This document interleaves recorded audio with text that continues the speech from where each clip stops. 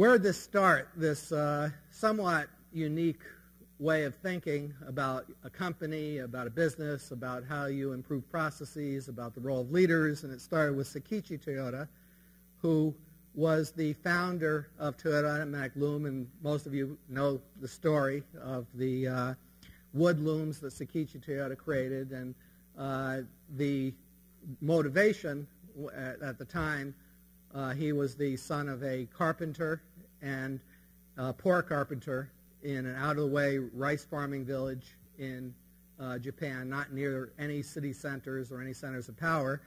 And he simply made the observation that women, including his mother, grandmother, were working their fingers to the bone, making cloth for the family and for sale after a full day of work. And his mission was to help them by reducing the amount of labor required to make this cloth. And this was one of the looms he invented. He could invent the loom partly because he understood wood. He was a carpenter. And he had this deep craft knowledge. And he also was imaginative. And he could think of clever solutions, but then he could, with his own hands, put them into practice. And the first loom he created and the first invention was very simple, using gravity.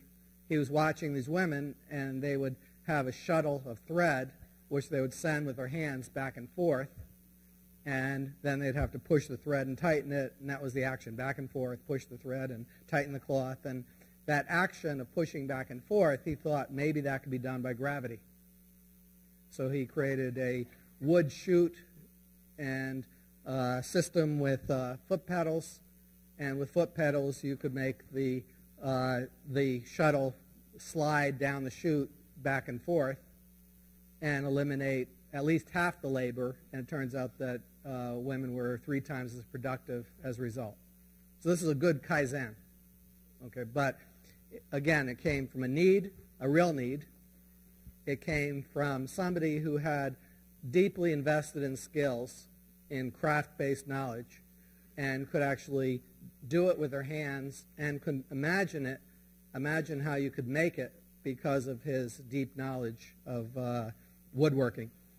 And then he improved upon it, and then he improved upon it, and then he improved upon it. And eventually he had a vision of making a fully functional automatic loom, which I think about 20 years later became the G-type loom, which at the time was the only fully automatic loom in the world, and it was the best loom, and sold that to the Platt brothers in England. That money then became the capital to start Toyota Motor Company. So that's how the story goes.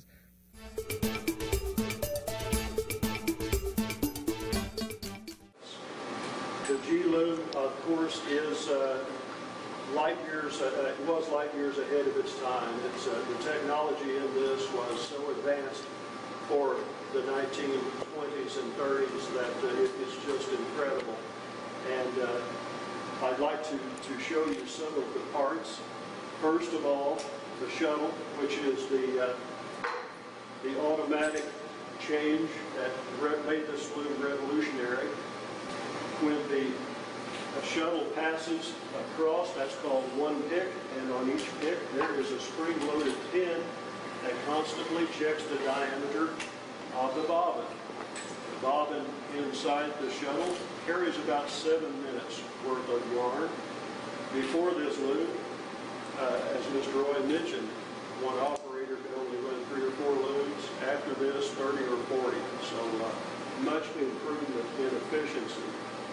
This is the reed system that moves forward on each cycle to tighten the weave. And just behind it is the HEALD, H-E-A-L-D, that consists of 2 curtains operating independently. The warp yarn passes through a loop in the 2 rows of wires hanging from each HEALD curtain, and that creates a shed for the shuttle to run through. In one direction, every other strand of yarn is up as the shuttle moves. When it returns, they reverse. Every other strand is down. So you have the over-under weave effect. You'll see when the loom operates, the scale solid curtains alternating, one up, one down, one up, one down. All right, if you're ready, we will start it up.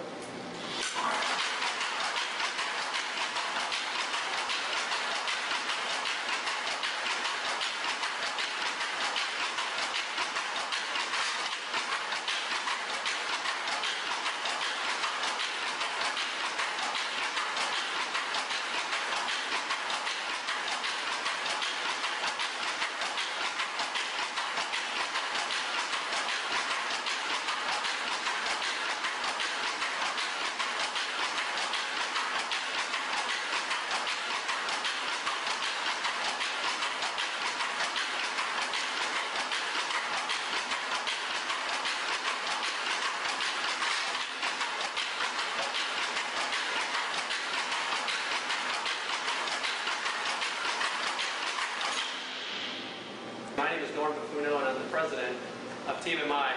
We are certainly very honored and very excited to have this important part of Toyota history right here in southwestern Indiana.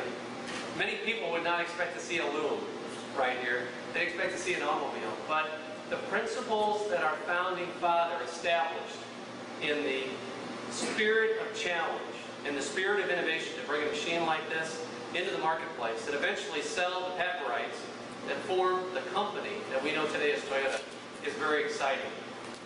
We have an opportunity to use this type of equipment to teach our team members these fundamental aspects of our business. What you saw a minute ago with Larry, the demonstrating of one piece of yarn that would fail.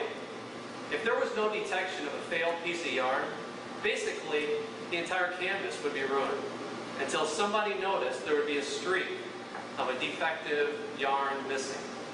And we wanted to, Sakichi Toyota wanted to find out, is there a way to detect that automatically? We use that same type of detection in building every one of our vehicles. If there's a problem, our line stops. We address it, resolve it, and move forward. And so these kind of very basic aspects and very fundamental aspects to our business are very transferable.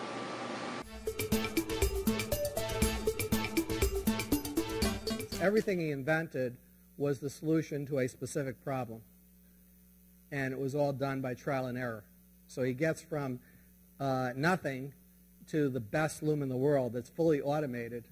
And how does he do that? It wasn't a dream where he somehow in his dream imagines the G-type loom.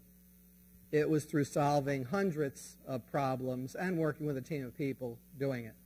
He didn't know how he was going to get beyond that one problem to this perfect loom, but he knew there would be a next problem and a next problem. And over time, if he kept on solving problems, he would get closer and closer to that vision. So the core values coming from Sakichi Toyota, they're still with the company today, are contribute to society. That's the purpose of the company. The customer always comes first, and the company always comes second. Respect for people. Know your business. You can't be hands-off. Get your hands dirty. Hard work, discipline, teamwork, and constant innovation toward a vision. In a seminal speech by his son Kichiro, who had been asked by his father to do something special for society, to contribute something, Sakichi Toyota said, I contributed the automatic loom, now it's your turn. And Kichiro Toyota picks automobiles, which was very unlikely as a choice, given that there's nobody out in the middle of nowhere in Japan, and there's huge companies like Ford, and they can't possibly compete. And in a seminal speech, he says, I plan to cut down on the slack time in our work processes.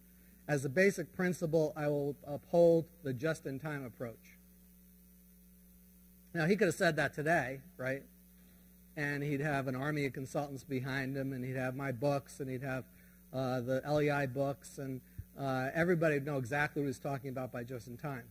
But this is in about 1939. And lean hadn't been invented as a term, and the concept of just-in-time had not been invented. So he made it up. It was a vision. What we do know is that he conceptualized a vision like Sakichi Toyoda's vision of an automatic loom and had no idea exactly what it was or how he was going to get there. And the person who made it happen, who made this vision a reality, was Teiichi Ohno, a manufacturing genius. And he and his team accepted Kiichiro Toyoda's challenge to achieve just-in-time, and also there's a goal, a challenge, which was to catch up to Ford's productivity in 3 years when Ford was about 9 times as productive and making over 1 million vehicles a year, and Toyota's making a few thousand, and they're making a lot of variety, not just one Model T, or I guess it was Model A at the time. And the way he achieves the Toyota production system, which he doesn't know what it's called, and he doesn't know what he's trying to achieve, he's just trying to achieve a manufacturing system that, under the conditions that they faced in Japan at that time, without capital, without resources, they could somehow learn to compete with this global giant. That was the challenge. And the way he did it was through adaptive problem solving like Sakichi Toyoda. He solves one problem at a time. And in his book, The Toyota Production System, they put in a timeline. And you can see where each aspect of the Toyota production system got introduced. And at each time, he had discovered this is really the problem we face right now. And then he would come up with a solution.